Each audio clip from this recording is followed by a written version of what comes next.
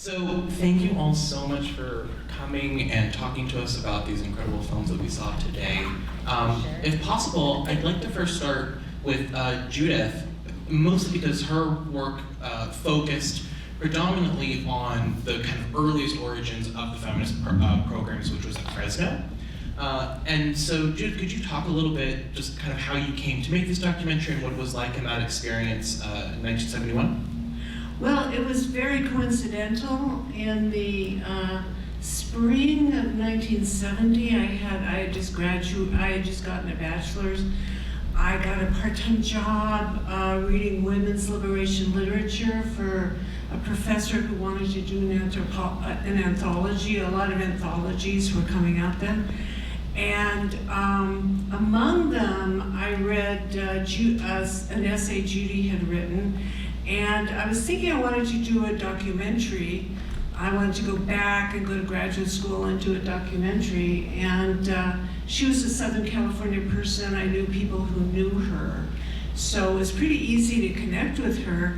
But I had no idea about the Feminist Art Program. It was a total coincidence. I just connected with her, and she said, oh, I'm doing this all-woman class. I mean, I don't know what I imagined I'd be making a film on. But then I was very into cinema verite filmmaking, so it just all kind of fell into place. That's awesome. So it just kind of happened, and one of the things that I found so interesting is, you know, in putting together the Womanhouse show at the gallery, it was a lot of conversations with some of the students from the Fresno program. And I mean, there's so many things that are in the documentary that I swear only live as like rumors and myths. Like this idea that Larry Bell one time came with all of these like guns in the trunk of his car and cameras. Yeah, and Judy really wanted, so Larry Bell, who is a well-known LA artist, and he would come up with these guns, go shooting in the desert, and he had like no sense of what it meant. So that was just total improv, spontaneous, you know? And that's really what kind of marks that period in the Fresno program, is kind of the spontaneous, interpretive performances that were happening. So like how long were you there and working with, you know, the classes? You know, I think I came up for observation one time, and then I only had a couple trips up there. I had like a 10-to-1 shooting ratio, something like that. But I was really a purist in terms of cinema verite, so I didn't know we were going to the Fresno airport ahead of time. I didn't know the girls were gonna do the cunt chair ahead of time. Nothing. You know, and that's why the lighting, well now it looks kind of experimental, you know. It was just pure. I wanted to be there and just be doing whatever the camera, you know, whatever was happening. I also think what's really exciting too is that you're capturing some of these divisions in the second wave feminist movement. That there are these like, kind of fights and arguments. I mean, could you speak a little bit about kind of your experience with that? Well, I just had a sense when everyone gathered in that after party, I had a sense because of Judy's personality and because of T. Grace's personality, I had a sense there would be an argument, so I positioned the camera between them. And, but you know, we were shooting on an eclair with a 10-minute thing. I mean, it was, you know, it was another time. And I just felt, you know, that clip at the end when Judy is saying what the point is or what they want to do is they want to have a community of women into which they'll slowly integrate men into human relating. And, you know, now we watch it and it seems like it really captures this idealistic moment, not only of the feminist movement, but of all the movements going on at that time. There was a real sense that society would be remade. And I like that you bring up this idea of the sort of separatist idea that they were working with. It's kind of working with women first. Well, was involved with a radical separate thing, and then Judy wasn't. And that was Lloyd Hamrell, who she's no longer married to, but who was her husband at the time. But one of the things that I know had happened at the Fresno program is that they had really created their own space outside of the school. They had taken over their own building and created their own studio space. And not only that, I mean, I wish in some ways, obviously, that I could have been up more. Like Vanillin Green, who's one thing Judy did do in that program, and Cheri can speak more about this, is, I mean, this was Fresno, this was the Central Valley, and many of the women, like Karen, like many other of the women, became professional artists. And they started with Judy's program. And but Judy was really, she's a very intense person, you know? And I was kind of trying to duplicate consciousness raising in that little room with the few girls that I had. But every Wednesday night, right, you had a consciousness raising. And in the catalog that was done at Fresno a while ago, Vanillin Green, who's an artist, said that once in this consciousness raising session, Judy threw a bottle of wine at her. Yeah. Well, That's what Vanillin says in dinner. Vanillin threw all the plates against the wall and they all crashed. That was the first dinner that I attended. I'm going, what am I getting into? So I think there was, you know, a lot to be done, and I went, when the film was finished and I was in Boston, and I showed it to, it was either Wiseman or Pennybaker, one of the people teaching at MIT, and you know, he liked the film, but he said I didn't have a big enough shooting ratio, which was obvious. And for cinema verite, and I should have been up more, but I only had limited funds. Well, I also think that it's an interesting thing to think about, this idea of going. I mean, Fresno's not close. This is something that's sort of happening on the fringes of the city. And I know that that was one of the things that Judy was really trying to do, was to bring Los Angeles artists to Fresno as well, to kind of create this dialogue. But Fresno, in its kind of strange little bubble, was the only reason she was able to start this feminist program. I mean, alongside, you know, a couple of students who were already there, namely Faith Wilding, as well, Suzanne Lacey. Yeah, so it's just kind of interesting the way that, because of its location, that sort of distance allowed. Well, at the for time, experimental. Suzanne was a psychology student she or didn't know something. anything about art. She was not an art student, but she was very much a feminist and really gravitated toward that. And Faith, also similarly, she was married to an English professor. Everett Weldon. Yeah. Everett Frost. Yes. Yeah. So then following your documentary, we had 2 video pieces by LeCocq. And one of them, The White Environment, was actually an installation that was done in the Fresno studios, correct? Correct. So I'm curious if you could talk a little bit about the kind of the making of those installations, and then also the relationship to documenting them, because you know we're talking kind of about the films today, and so I think it's interesting the way that your work sort of bridges this idea of both installations, performances, and then we have the lead or the blades of brass as well. So that's kind of this sort of performance for camera. So I'm curious if you could speak as an artist your relationship to film. Sure. I joined the feminist program a semester after everybody else had joined, and I thought Judy had put up these announcements at Fresno State saying, women who want to be an artist, join the feminist program, and I thought, well, I'm already an artist, and I'd already had 2 shows and everything, and I thought, you know, I don't want to be associated with all these women and stuff. They don't even know how to do good work, and so I thought, you know, I'm not going to join. And so the second semester, I realized I was missing something, and this is probably going to be part of history. And so I joined in the dinner that Judith was talking about. I went there to show them my work so I could be accepted into the program. And that's the dinner that Vanillin got upset, and Judy said, if you're that upset, Vanillin, break every dish. And so she was hurtling the dishes off the plate into the walls, and I was going, God, this is a bunch of crazy women. I don't want to be a part of this. But I got over it, joined the program, and we did have a studio space that was about as far away from Fresno State as you could get. It was clear across the other side of Fresno, and it was this big building, I don't know how many thousand square feet, but it was huge to me because all my studios in the past were either my bedroom or the carport or something. And the minute I got into the space, I thought, wow, this is big enough I could build an environment. And so all the women were doing these cunt pieces, and I thought, well, I'm going to do one, but I'm going to do a real subtle one. So when my male art professors come to see it, they'll just think it's a nice piece of art, and it won't be associated with cunt art. And so I built what I called white environment that became white cunt.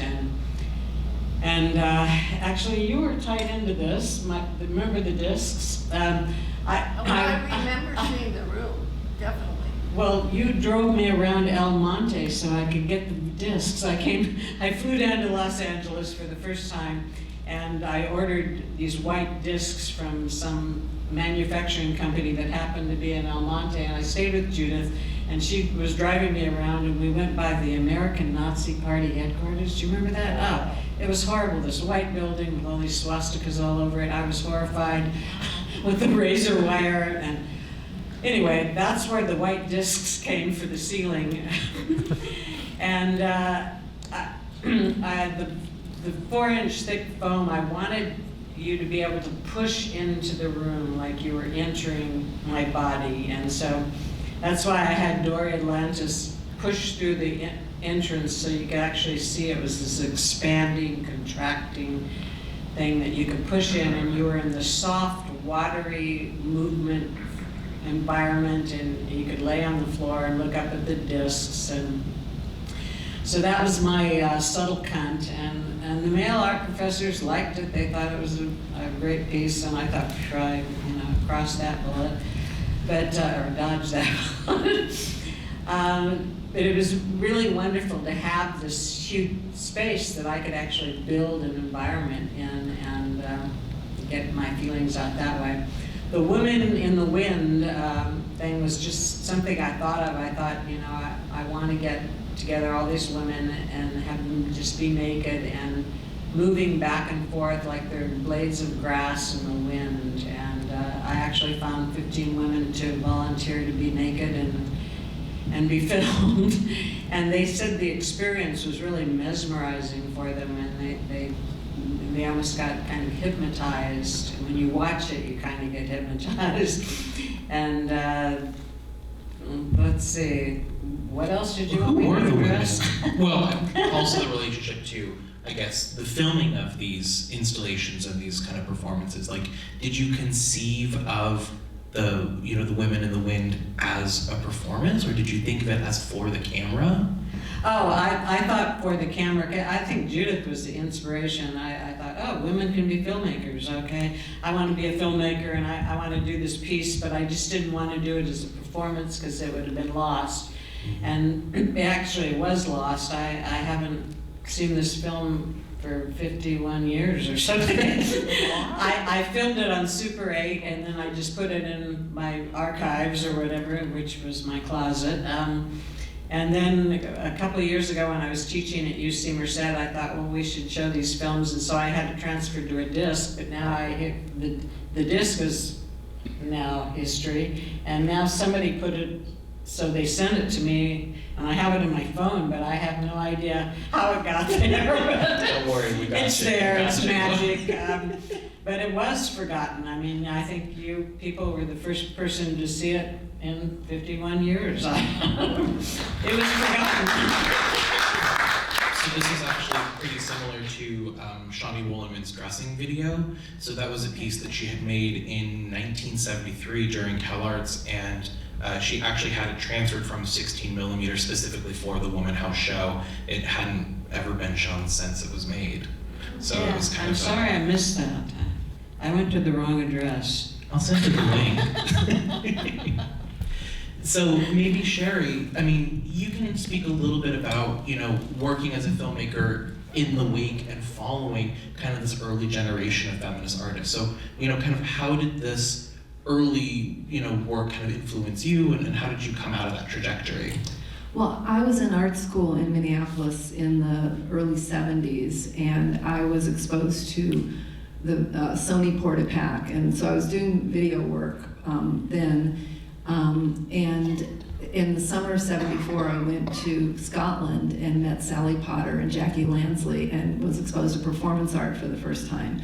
So from that moment on, I was a performance artist. I was so excited to find a medium that I could do with my own body. It just felt right.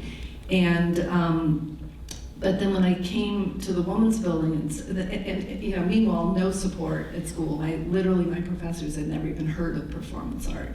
And when I heard about the Women's Building and Feminist Studio Workshop, and that they were having a feminist performance conference, and they were teaching this, and you know, Suzanne Lacey was teaching I mean, I was just like so excited to go to a place, you know, that could teach me the medium I was studying, and also be a community of women artists, which is something I always wanted and was having a hard time finding. What years were you at the Women's Building? What years? I came in '75, yeah, the fall of '75. And so we had the Sony Portapac equipment at the Women's Building, the LA Women's Video Center. And so I was doing performance, but I was also playing with video as well. So I had all these high heels in my studio. That was when I had a studio. I was subletting from Barbara Smith in Pasadena. The good old days when 200 artists were in Old Town Pasadena, $30 a month rent. Faith was there too. What? Faith Wilding was there too. Faith Wilding was my next door neighbor. Yeah. And she was in Judy Chicago's old studio. Yeah. And anyway, so just I was doing work about high heels and Chinese foot binding and that kind of stuff, and I had all these shoes, and I had this idea of this sort of the shoes, you know, my vagina devouring these shoes. It's a kind, you know, is it a power image? I mean, this is one thing that's interesting in this imagery. You know, when you see Shawnee wrapping herself and binding was a very big image that a lot of us used. I even bound my feet with high heels on. Is that an image of bondage? Is it a bandage? Is it repairing oneself because you're injured, or is it a chrysalis from which you are reborn? And I think all that imagery has all those meanings. And so even though my piece has high heels in it, it's a lot about binding. I see binding in it, even though there's no bindings in that specific piece, because that was part of my the language that I was playing with. So one of the things you kind of brought up just recently was speaking about the Women's Video. LA Women's Video Center, yeah. Video Center. So this is kind of another thing that I find so interesting about this time is that there were all of these sort of separate women's organizations that were really keen on supporting other women artists because, like you said, your own professors didn't know about it. They weren't helping you, they weren't supporting you. And I think that it leads to a very wonderful sense of collaboration, and that's one of the things that I think is really a hallmark for the West Coast feminist movement for me, you know, kind of looking at it this lens 50 years later is, you know, with the New York feminist movement, you don't have the same relationship to community experience. And I was curious if, you know, kind of all of you could speak a little bit about this relationship of the community and the way that it supported one another. Well, I can say.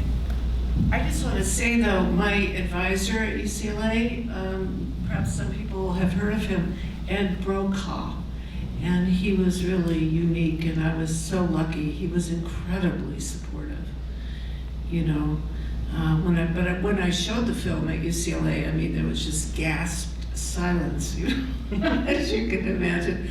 But in terms of the community feeling and spirit, extraordinary, especially for the art community.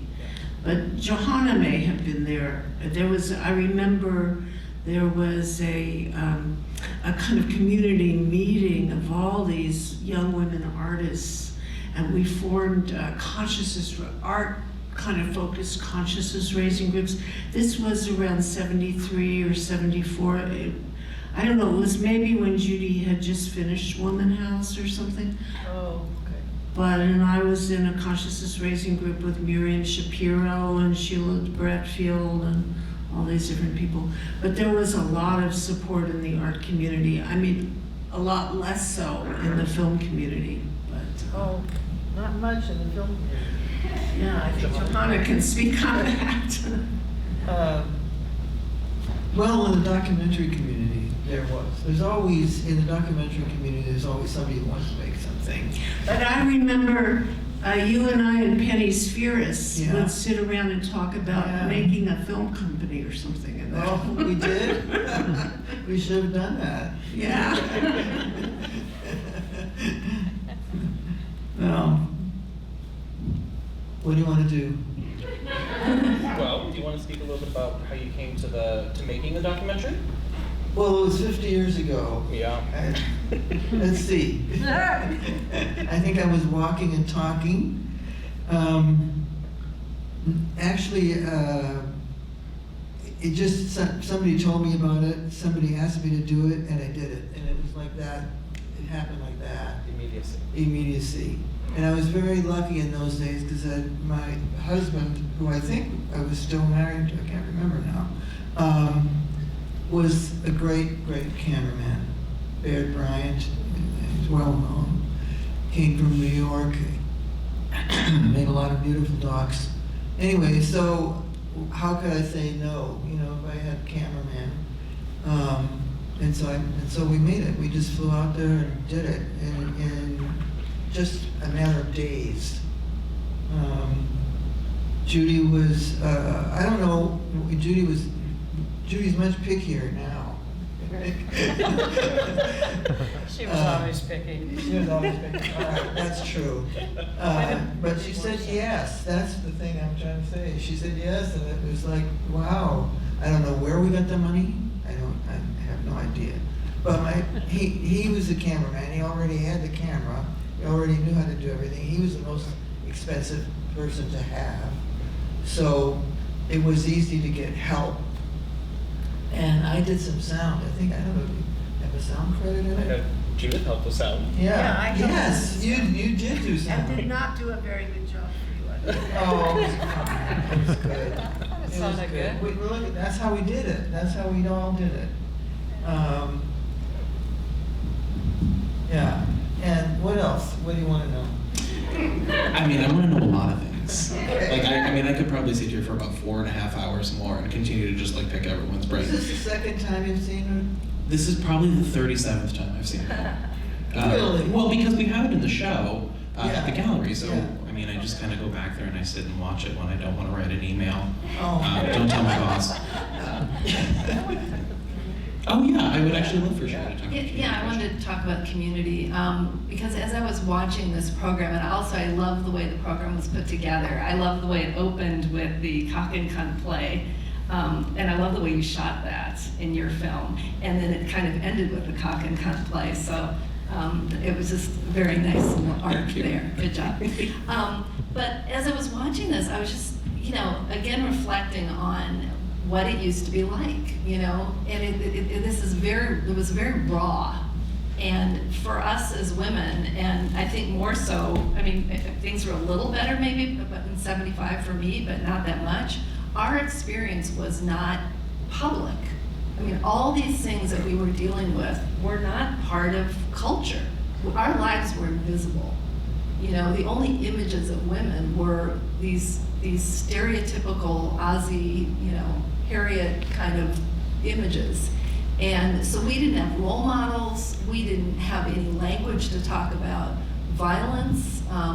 All these things were happening in our experience, and we were made to be isolated from each other, and we could not even talk to each other about it.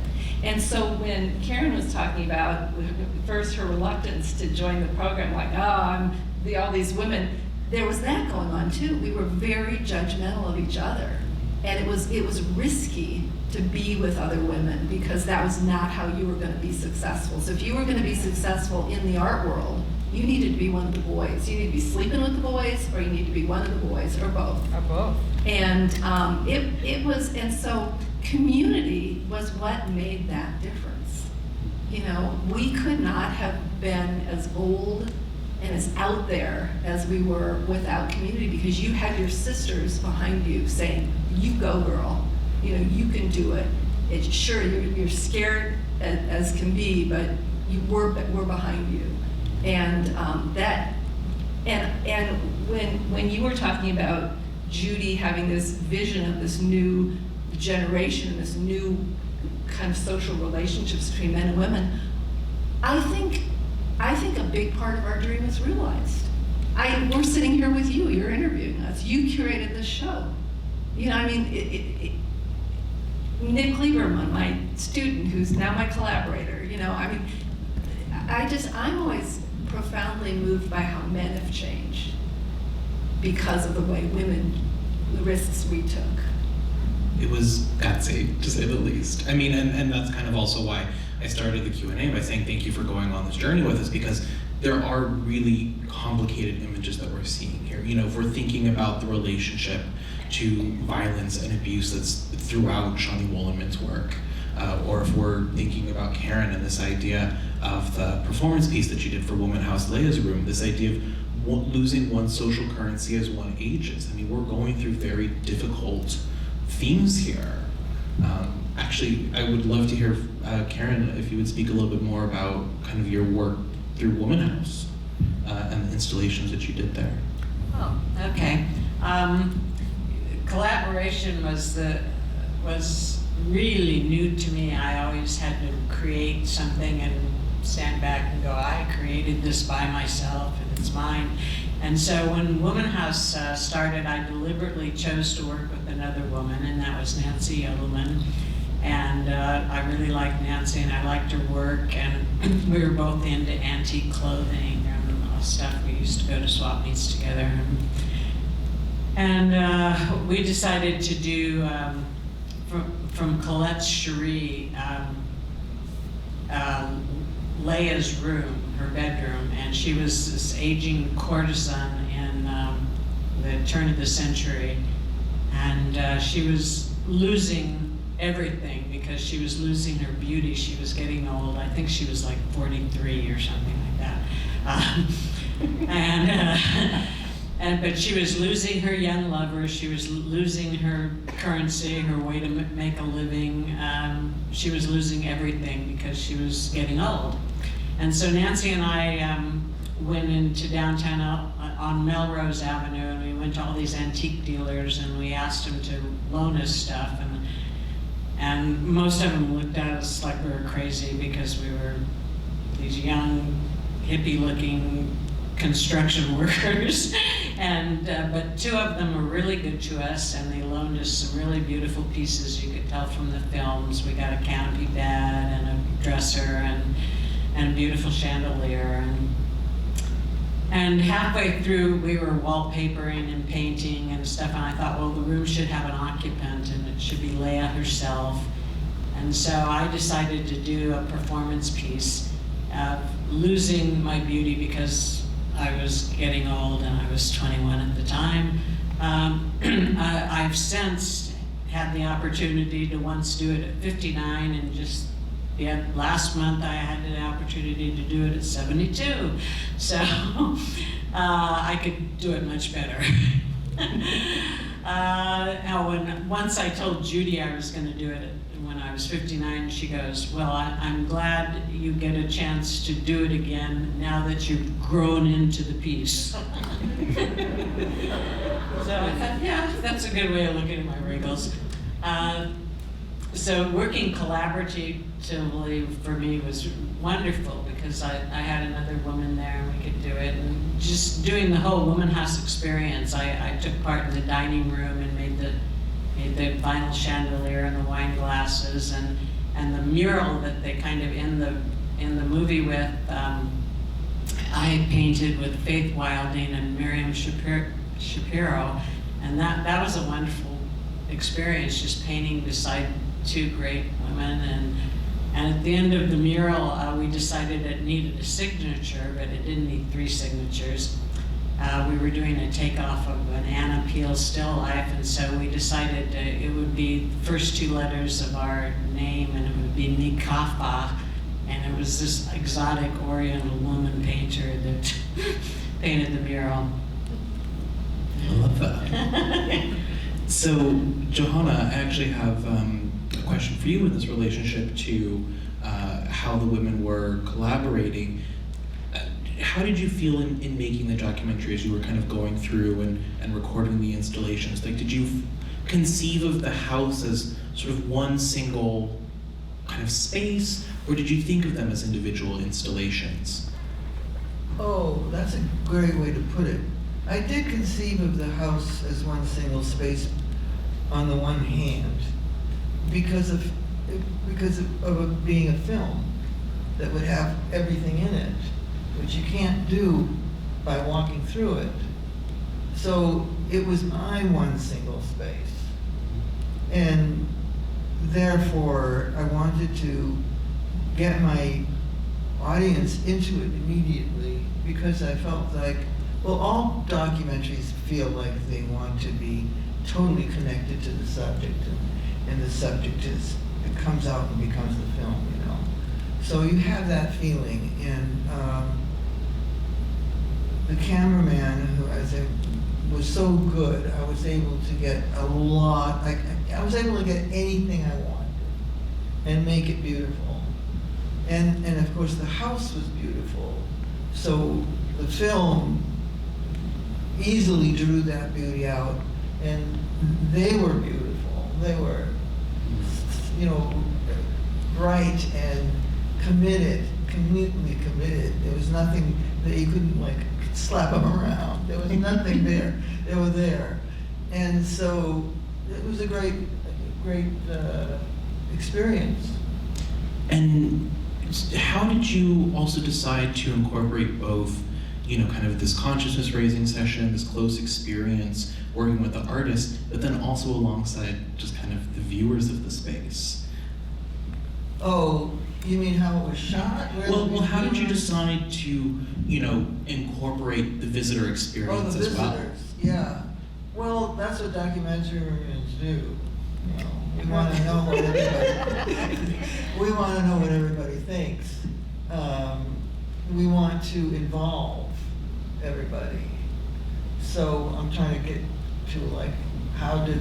Well, you know, I'm kind of thinking about it in context of Judith's film, where it's very much so about that experience alone. Literally this idea of kind of separating the space that the women had, this kind of separate studio. I think I could speak to that. Yeah, of course. Because I was doing the sound. Yeah, I was doing the sound, and I did a few of the interviews of people visiting. I mean, I think she was doing the same thing I was doing, in the sense that she was doing this incredible environment, but then part of Womanhouse, after it was made, and is that, I think for how long was it, 2 months or something? It actually opened at the end of January and ended at the end of February, so it was just about a month and a week. So that was a month and a week, and then they tore the whole house down.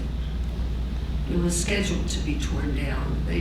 Judy was able to get this permission to do the piece.